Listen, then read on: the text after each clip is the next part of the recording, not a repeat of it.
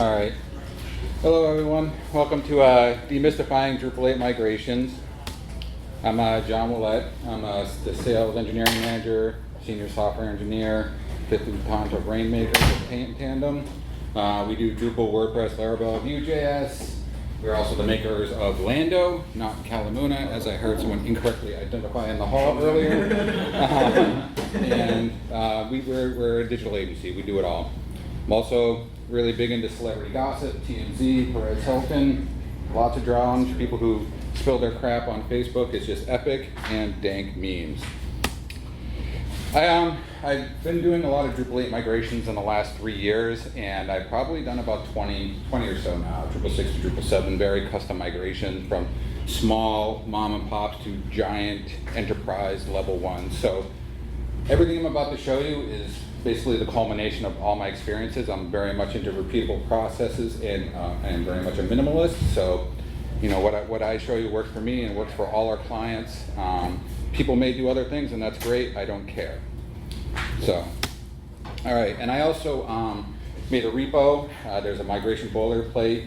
If you go to our GitHub and look that up, you will find it. All right. So a little bit of background. So, you know, if you haven't done a Drupal migration before, you need a few modules. The great thing is that Migrate is now in Drupal 8 core as opposed to previous versions. So the core Migrate only really kind of lets you do like a UI-based type of migration from like a one-to-one. And every migration I've done, I've never really seen the purpose of that because things are different, and why would you want to migrate a site exactly how it is? I don't get it. Could you flip back to the one with the GitHub homepage for a second? Yeah. Will you be sharing the slides? The what? The slides? Yeah, I will be. Okay, thanks. So, Thank you. and then, so there are a few other contrib modules that you will need in order to do what I'm about to show you. The first ones are in core, so you just enable them, and if you use the boilerplate, it's in the dependencies. Migrate Plus is probably the most important one of them all. It contains an exorbitant amount of extra plugins. That allows you to export things as config. I don't even know why it's not part of the core Migrate, but it's literally the most useful one of all these contrib modules. And there's Migrate Tools, which gives you basically all the drush commands, because you will be doing this all via drush. You can do it through the UI, and I will show you, but you want to do it through drush. And then finally, the one that you really only use once is Migrate Upgrade, which you use to run a drush command that basically ports the config over from your Drupal 7 to Drupal 8 site. As I mentioned, do this through drush. I usually have a bunch of bash scripts that will set these up, and I'll show you that in a minute, but these are the most common ones. The one you use a lot is drush ms, which is just kind of gives you the list of all your migrations. And the next two are the ones you use the second most, where you're importing and rolling them back. Because when you're doing this, there's going to be a lot of back and forth, as you're trying to get the data structures and other things correct. If you break a migration or it gets stuck, the fourth one, the rollback one, is the one that you use to unstuck it. And then if it blows up, the last one gives you the message as to why, and then you just search through the code base to see where that error comes from. So when you're doing these custom migrations, everything will be focused on getting the data over. For some reason, you know, like with anything, your data may be printed as an array some way in Drupal 7, and in Drupal 8, it's just marginally different. So a lot of times you'll try to be matching that if you can't do it through whatever core plugins. So that's pretty much a bulk of your time. You know, where I've fallen into traps before is, you know, the first part of this, which I'll go over, is you'll be migrating the structure, and it's ideally the content types. You don't want to spend like hours and hours like trying to make sure that this field is ported exactly right, because you can literally just build it in Drupal 8 and export it as config, and that's all you really need to do. It's good to get certain things over, but if you see yourself going down a rabbit hole of just trying to make this entity reference field come over right, just don't worry about it. Just recreate it in the Drupal 8 site, and you'll be good to go. All right, so I mentioned we make Lando, so you want to use Lando for all the things. You will have both your Drupal 7 and Drupal 8 site locally. And the Lando YAML is in that boilerplate.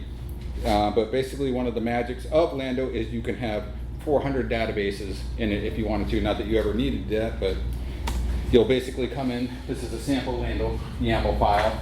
You'll add a second service for the second, the Maria database right here. And this is the name of the host, and these are all your creds, which you'll use here in a second. But you could literally spin up 100 databases this way in your containers. But like I said, you don't ever really need that. So once you kind of do that, you go to your Drupal 7 site and you just run this Lando command. You grab your database, and then on your Drupal 8 site, you can do that first too if you wanted to. Create a settings.local.php, and you want to basically have this, because this is your default connection to your Drupal 8 site. This is what one of the Migrate modules uses, this key here, Migrate, to basically connect that second database into Drupal itself. And again, this is on the boilerplate and all that good stuff. So the next step is just basically taking that second database and importing it. Usually when you're just using Lando, you can run Lando db import and database name, and that will import it into the default database. But when you want to specify a different host, which if you saw on the creds before, this is our host, that's basically what you need to do, and in it goes. Pretty simple, really straightforward. And then from here, this is the part where the migrate upgrade comes in. You go ahead and run these commands, and what this is doing is we're basically telling this to connect to the legacy database through that key that you just saw, and only grab the config. We don't actually want to run the migration. And you'll export it to, once it actually runs, they'll basically put all of them as config entities, and then you want to export this to the temp folder, SSH into your Lando, and move them to your boilerplate unused config folder. So now you have all the config of your Drupal 7 site that is going to be the bulk of your work coming up.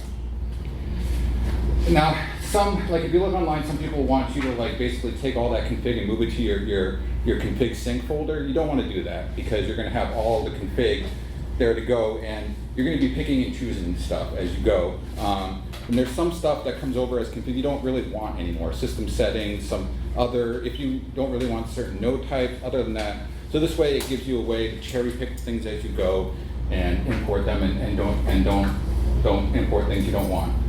And always, there's a lot of config changes going back and forth. So if you manually edit any config files, make sure you run drush CIM or go through the UI, but you don't really need to do that. But run drush CIM, get all those config files in so that it would actually run properly. So And, during the migration is the time to do cleanup? Yeah. Yep.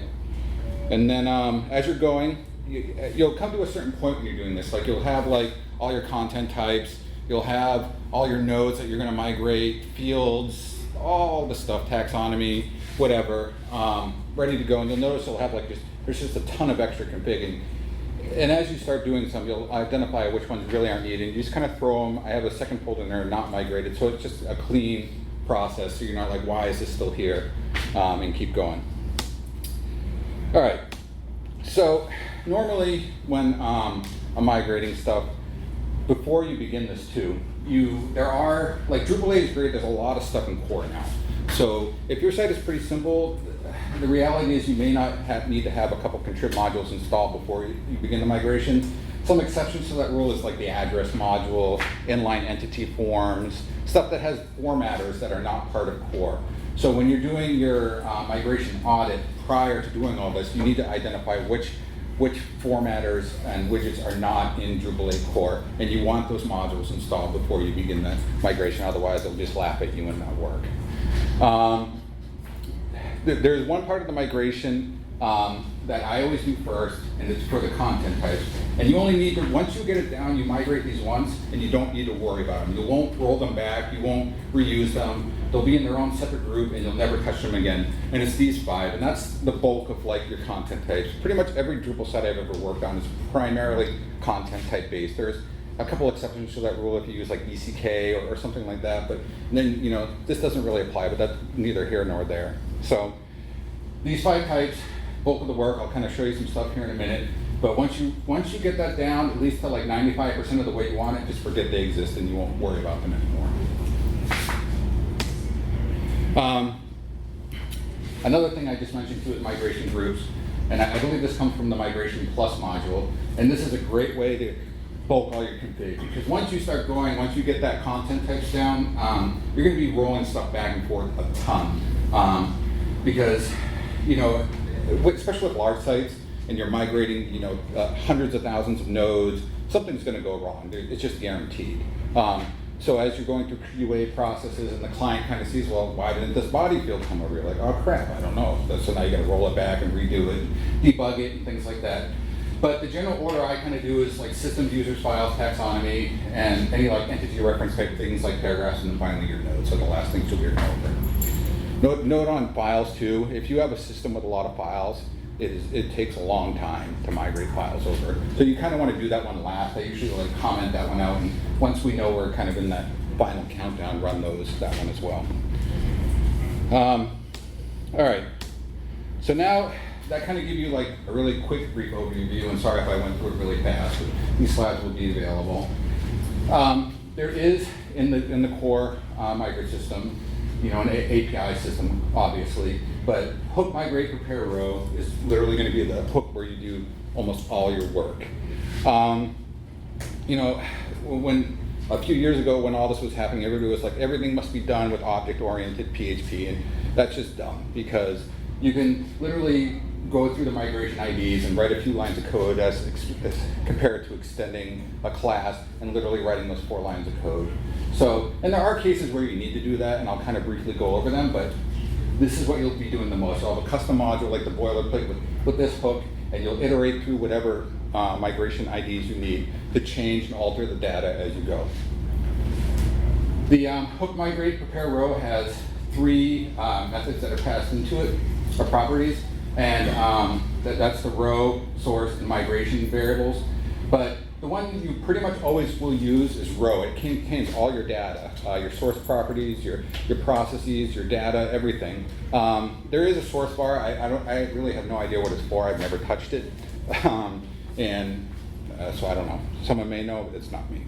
And then the migration is basically like information about the config itself. It has like your migration IDs, and you'll see in the code or in the boilerplate, I use that to like basically do a switch case through it.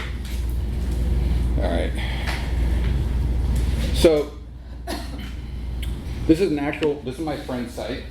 Migrating is Drupal 7, Drupal 8 site. It's a very simple site. John, can you make it bigger? How do I do that? Control zoom. What's that?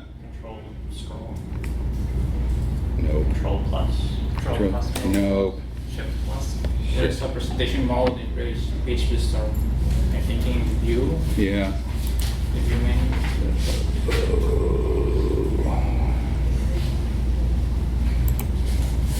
Yeah.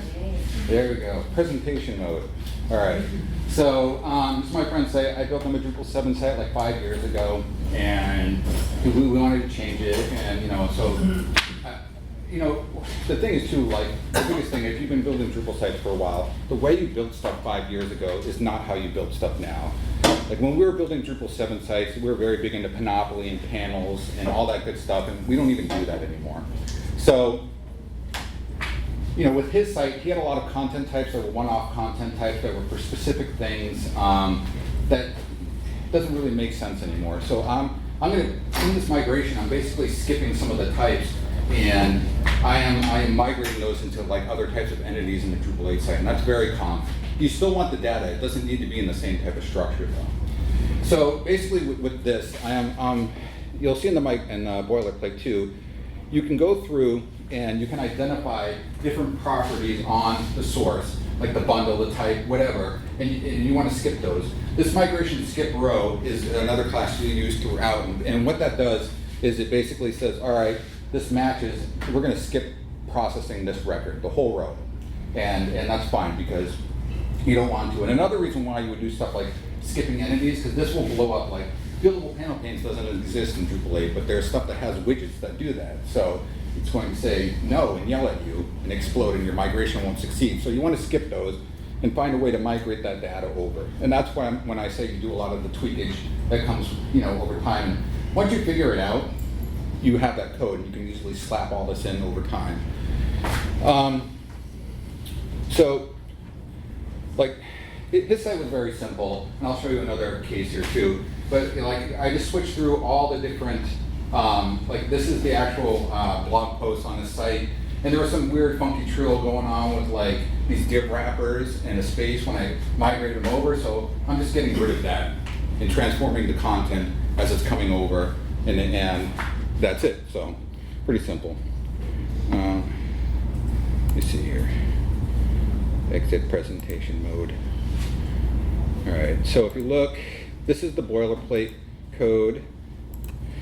And it kind of gives you, this was taken, like I said, I've done a lot of big sites, so the way I built this boilerplate was I kind of took all those different scenarios that I've run into doing this and kind of threw it in here. So if you ever needed to skip any of these things and stuff, it's kind of here for you already. But if you come down here, this is kind of the part I was talking about before, where these, the field-based configs is where you'll kind of get this one time, and you'll run it. I usually create a separate group called node prep, and once I get it done, I run it, and then I forget about it. But you can do all sorts of cool stuff. Like you can change the content type, you can rename fields, you can do all sorts of stuff. Which is common because you name something with a machine name in Drupal 7, and once it has data, you're screwed. I mean, you can't really change that. So, here's your chance to fix things that were broken before. But you can't fix it easily. But another common thing is, if you come down here, there's always, for some reason, not all the formatters line up. You have some older field types, or maybe a module that doesn't exist in Drupal 8. So you need to find the formatter that it matches up to in Drupal 8 and just migrate that over. And that's very common. And these are pretty much all of the edge cases that I found in the last 3 years and kind of threw them up here. And then every once in a blue moon, the inline entity form, like I mentioned, it doesn't come over the same way. It has a different formatter from some unknown reason in Drupal 8, and that changes the formatter, so, or the widget, so that it's good. And then, you can skip content if you want. We had a client where they had this weird content type that had old jobs, but it was used for 8 different things. So we would skip over a content that matched job in the title. So you can do whatever. It's completely and totally customizable. You don't need to. You can do whatever you want, and that's the cool part. All right. Let me exit presentation mode. Wrong place. All right. So, demo time is over. All right. The Migrate Plus module gives the ability to export all your migrations as YAML config entities. And so there's basically 3 parts to it all. You have the identifying information up top. You have the source, which clearly is where it comes from. It's the entity on the Drupal 7 side. And then you have the process part, and that's where you'll be doing everything. This is where you're transforming data, you're using process plugins, you're doing all the things and stuff to get that data into the Drupal 8 side.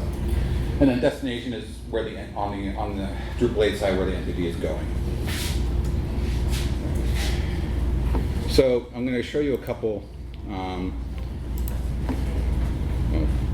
crap! I should have. Let me actually go to the right number. So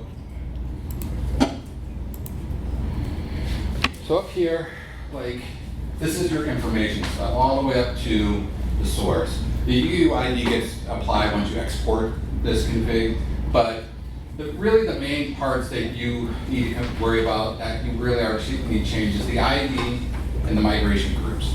All this other stuff is just necessary evil, and you'll never really ever change it. So don't worry about it.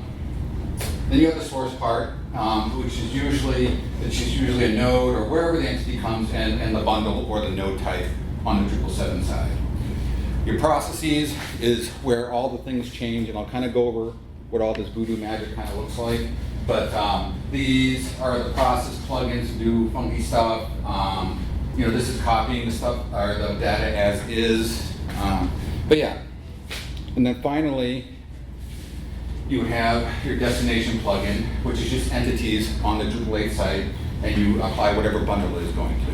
Because everything in Drupal 8 is an entity, everything. So, let me look at the other one. Kind of explains that. So like I mentioned, you have your source plugins. It's where it comes from. You won't really ever tweak these. The source plugin itself, or do much of anything with these. It will generally be as is. The exception to this rule, if you need to do a custom entity migration. What that is if you have something in Drupal 7 that does not have a migration path yet in Drupal 8. I'll cover it really briefly at the end, and I wrote a really good blog post on it, but like we had like the workflow module for one client, and it just didn't go over right, so I had to write a whole migration process for it. And it's pretty easy to do. It's just matching data between the tables.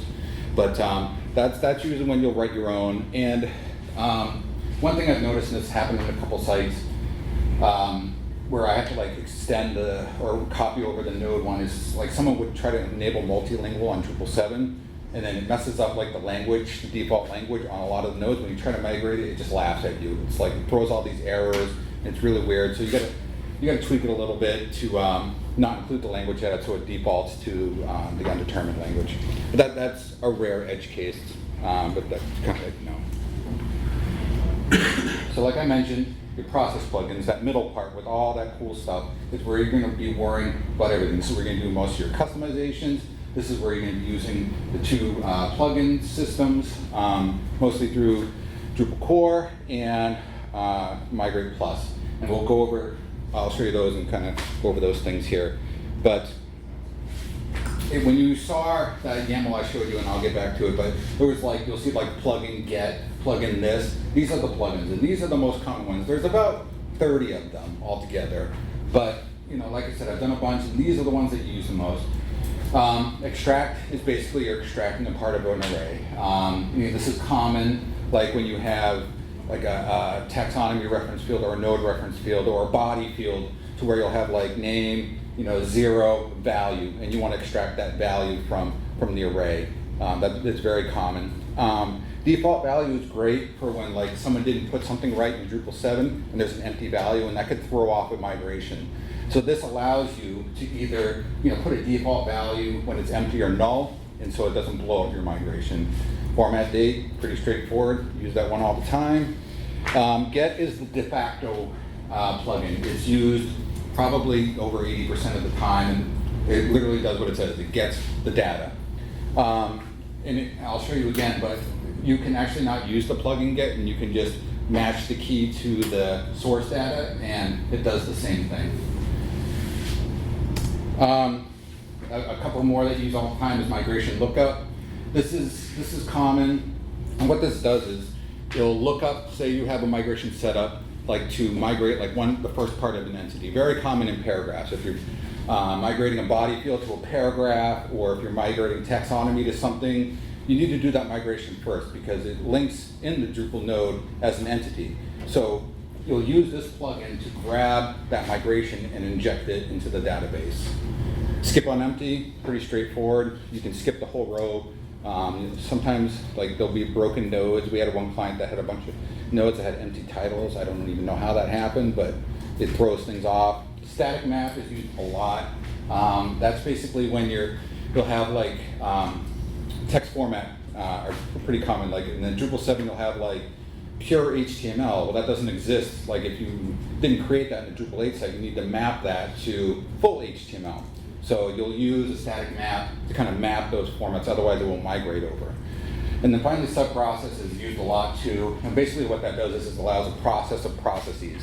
You can take like an array of arrays and process it through like multiple sub-processes to like extract the data and move it where you go. Very common in files, even reference fields. And a lot of these you can use interchangeably. You can use extract and sub-process interchangeably for a lot of things. You know, there's multiple ways to skin a cat, basically. All right, so I'm going to show you.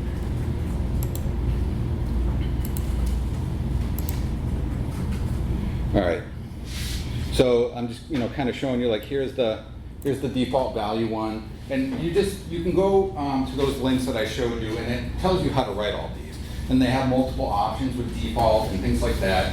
So, you know, in this case, like I mentioned, language is always like a weird thing that blows up. You can identify this if there's nothing in it, you know, to do the undetermined key. This is common, the extract. This is a body field type to where I'm extracting, because they always come across as like 0 value. One thing I didn't mention, and I should have, is constants. You can supply constants up here in the source part that basically say that, you know, this is the value of basic HTML. Or you can say, you know, that to anything you want, and you can apply this constant instead of trying to iterate through the data that's there. There is, yes. I'll show you some other ones.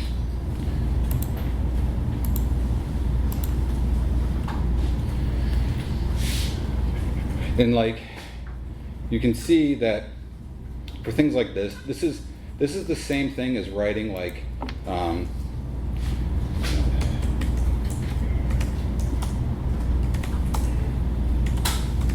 it's like the shorthand version of writing that, and you can just go ahead and leave it like that instead.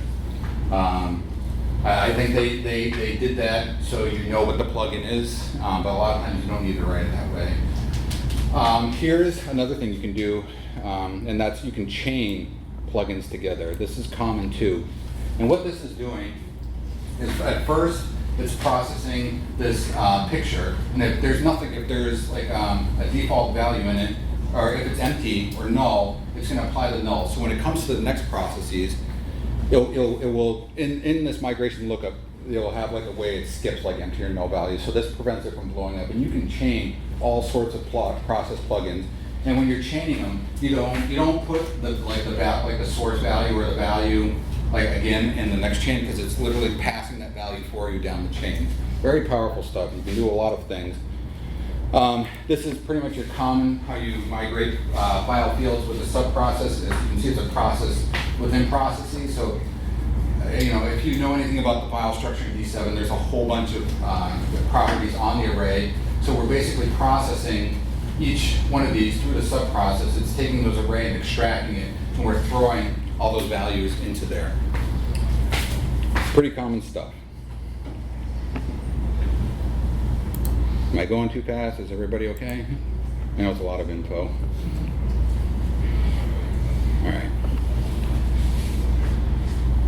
So, chances are you'll have to write your own process plugin for a moderately complicated site. It's pretty high, but it's pretty easy to do. But before you do that, go to those 2 links I threw in that slide before and make sure it doesn't exist, because I've done that before. Be like, I need to extract this data and combine it and do all this stuff and be like, oh, this already existed and I just wasted 20 minutes doing nothing. So just double check, just think how you need to get that data over. And I'm going to show you a little bit how to like check the data as it comes from the D7 site. So when you do write your own process plugin, you extend the process plugin base class, and there's a boilerplate one in that boilerplate as well that kind of shows you. And all you're really doing is you'll change the namespace and the annotation, and the ID is what you'll use in that plugin system. And also, like again, when you're doing any config changes manually, make sure you drush CIM, because it won't know that you made those changes. And you can also copy and tweak existing plugins. That's common too. Like some data may not transform right, and instead of you writing this, you know, you just need to change one part of it as it goes through whatever process. You can do that as well, and I'll show you that now. So, in this site, this is a typical case. Even though I had like the alt property assigned to the title, they weren't all coming over. And I honestly don't know why. And so I took the sub-process field, I literally copied it into my own class, and I changed this ID up here, the custom sub-process, and I came down here, I threw a debugger point in here and and added this little line of code. If it's not set, grab the source property and assign the title, and it fixed the problem. So this is kind of common. You'll do stuff and things like this fairly regularly. Here's also This is just a very simple example. And you won't have to do things too much more complicated than this. It's not that daunting, but this is my debugging process plugin. This is basically the base process plugin with nothing, because when you're looking to transform the data, it literally comes over as this transform, or this value in this transform method. And all this process plugin can do is var dumping it so you can see it in the console when you're going back and forth. There's all sorts of properties that come from that hook migration row thing that you can also jack into as well. So, yeah. Alright. And then destination plugins. Never really touched them. There really is no reason. It's pretty robust and set up to go. To find out, so say if you wanted to take like some content type and map it to like a new entity type in Drupal 8, you can literally go through and run, if you have Drupal console and if you use Lando, it comes with it installed, you run Lando Drupal DE and it'll give you all your content entity types on the Drupal 8 side. So you will map that to it. Pretty simple. Other than that, I've never seen a case where I've had to go through and extend the destination plugin, mess with it. It works fine. You don't need to touch it. There is a property that does get used every once in a while called overwrite properties. And you can look it up, but basically where this comes in play is you've already run your migrations. The site could be live. You messed up and forgot something, which happens. And then you can literally take this and instead of rolling back the migration on a live site, you could put this property on the end, put the field that you want to overwrite and rerun the migration, and it'll update that field without rolling back the migration, which is pretty cool. And I've used that a couple times. There's also a fourth thing that I discovered along the way. And if you're used to Symfony and everything, there's event subscribers. There's a lot of stuff in Drupal that uses the event subscriber system. And what this does, it interacts with the kernel as processes are going on. So I've used the event subscriber to do stuff after migration is done. And the example I'll show you here is we had a university intranet to where they used the flag system. I migrated over all the nodes, then I looped through all those nodes to flag all the content as needed per user. And I couldn't find a way to do that like during the migration because I needed all the users and nodes over first before I could flag them. And the migration event subscribers, they have a system in which I don't know if you can really see this, but I put this link on there, but there's a whole robust migration system, pre-import, post-import, post-row save that you can go ahead and basically come through, and this is the exact client that we did this on, where to kind of set up this migration. I'm doing it on post import. I come through this little function down here. I created a private function that on this, config entity that's going to go through. It's going to load all my users, go through and go to this class that's off to the side and flag all the default user content after all the users and nodes were over. So it's kind of a cool way to do things and get everything over. And this does happen every once in a while. Like I said, if you have a more complicated site, you'll need to do something like this. Because it's all about transforming data. That's all we're doing. All right. So, everyone good? Any questions? All right. And again, I'll post these slides with all the links and all that stuff. You can check them out later. Okay, I already did that. Okay. So there's a few different ways you can debug a migration because you will have to debug a migration. It's just common. The one simple way is use the check value plugin I just showed you. And all you need to do is change the plugin to that check value, run a config name for like 10, and it'll var dump all the stuff into your console. And then that way, usually your biggest hurdle with this is like the data just doesn't transform right. It'll give you like weird errors like, the entity should be an array, it should be this, it should be something. Like it's usually because the data is bad. You can actually go into the migration plugins in Core or Migrate Plus and throw var dumps and other things in them to see like what's going on while it's happening. That's very common. I do that too instead of extending them and rewriting them. You can do whatever you want, as long as you remove that code. And then finally, you can actually do this through the UI. I've never hooked my Xdebug up to my console. I tried once and it didn't work right, and I didn't care. I was like, I'm just not gonna play around with this. But I'm gonna show you now how to do all 3 of these. All right, so let's go over here. We're going to, let's do this one. This is, basically what I usually do is I'll come in here and be like, oh, okay, grab this value, and I'm going to change that so we can kind of see. Oops.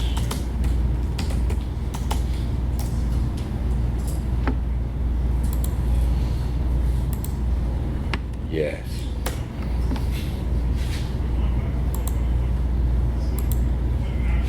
All right. Now we're cooking. Yeah, now we're good. All right, so I'm going to run just 5 of them, and it should work. My luck, it won't. Oh, there we go. All right, so now you can see that we have an array that's literally the value, and then here's your value. So if something's not happy, you can kind of see like, well, I need to grab that value array and process it that way. So that's using that debug plugin. You could literally go, and how you find plugins very easily is if you use PHP Storm, which you should, you do id equals like extract, and there if you look for the annotated thing like here, you found your extract plugin, and here it is. So I can come in here and I could literally throw like a var dump down here and a new value or whatever funky trill you want to put there, and rerun that migration, and they'll spit out the new value, and you can see why it's failing. And lastly, then we can also do this through the UI. We're going to do this here, correct. So like when I was debugging this one, this is good to do when you need to find data structures and other things. So you come up here, and everything with Drupal 8, sorry if you can't really see this, but structure migrations, and here's all my migrations. You come over here to the execute, and then I'm going to come back here, switch on my debugger, and then I am going to execute the import. And then as you can see, the debugger stopped, and here we are. You can see down here in the debug console, here's all your values and all that good stuff, and you can kind of see what's going on and grab the values and do whatever. This is kind of common when you need to see why, like when var-dup isn't good enough to see why structures are failing or data is failing, you can come through here and use xdebug and debug it. So there you go. So that's how you debug it. Pretty simple, straightforward, and you'll be doing this a lot, all the time. It'll be your best friend.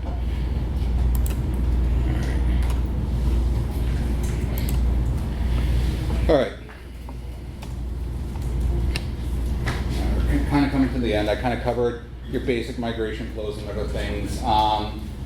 So there are some unique scenarios that will occur, and there's some special modules.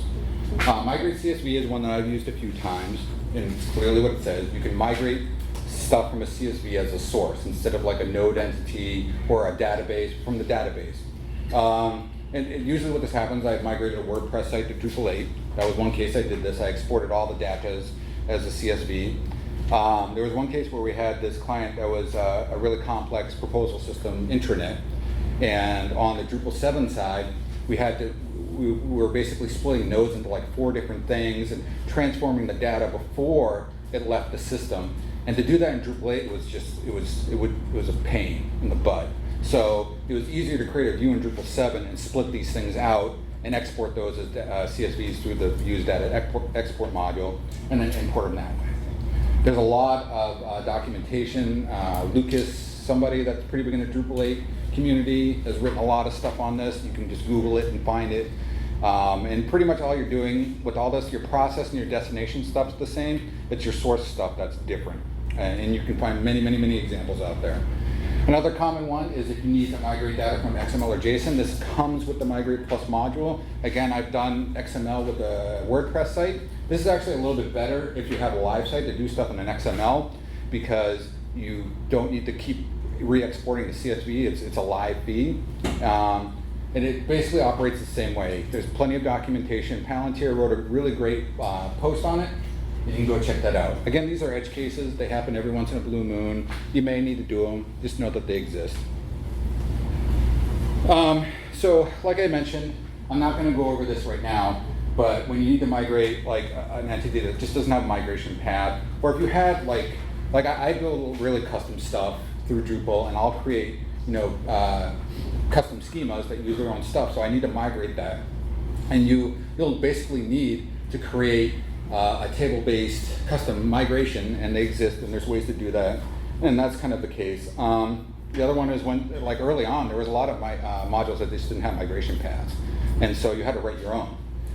Things have come a long way in the past couple of years, but there are still some like lower modules that aren't used as much that they're just like, we're just not doing this, and so you'll have to write one if you want to keep using that functionality. It's a really cool guy wrote a blog post on it. You can go check it out. Another thing too, I wrote a lot of blog posts on Drupal 8, mostly so I'll remember stuff, because I forget things like an hour after I do them. So I wrote a lot of blog posts on Drupal 8 migrations, really custom stuff, doing cool things. Go check out our blog. You'll find them all. Now there's a few issues I just want to kind of go over real quick. For some ungodly reason, node and taxonomy references have not been written for Drupal 7 to Drupal 8. They exist for Drupal 6 to Drupal 8, but not Drupal 7. I do not know why. I cannot get them to work. I've tried. Lullabot wrote like a module like 3 years ago. It no longer works. So basically how you do this is what I stated in the beginning. Go ahead and set up your fields in Drupal 8, set them what you need to, and then process that data accordingly. Because you will not get the field to come over as a node or taxonomy reference. It just laughs at you, and it's horrible. It sucks. And one day I literally spent like 8-9 hours. I got it pretty close, but then I was like, I can't do this. So another thing is when you use the way to bring over the configuration in the beginning that I talked about, every time you run drush ms, this funky stuff happens. As you saw, like all the default stuff and stuff that doesn't exist, and you get all this red stuff, doesn't mean anything. I've yet to figure out how to get that to go away. And I played around with it for a while, but I think in theory, if I kind of dumped my database before, ran my commands, and then re-imported the database, I think that would stop it, but I've never tried it. It's just theory. And it doesn't really matter. It doesn't break anything. It's more of like, this is stupid and annoying, thank you, Drupal, type of thing.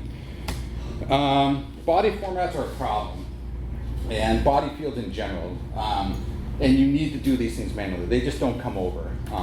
Unless for some reason you set your filter formats up exactly as you did in Drupal 7, which never ever happens, because people would throw in like PHP code filters. It was very common in Drupal 7, which you should never do. And so you have to like statically map them. And I wrote a gist about 3 different ways that you can actually do this to get a body field format and summary over. And none of them is right or correct. It's just many different ways to skin a cat. And then finally, file migrations. In the YAML that comes with file migration, there is a source-based path, say that really fast, key that is just set to / When you need to actually do your file migrations, you set that to the URL of the current live Drupal 7 site. If you don't, nothing happens. It just runs through, and it's like, why didn't anybody change this? I don't know. So yeah, that's it. That's all about Drupal 8 migrations. Anybody have any questions? Do you have examples with paragraphs, since it has like a middle line revision entity, something like that? Yeah, if you go on our blog, I wrote a blog post how to migrate a body field to a paragraph. It's pretty robust, and it kind of explains it all.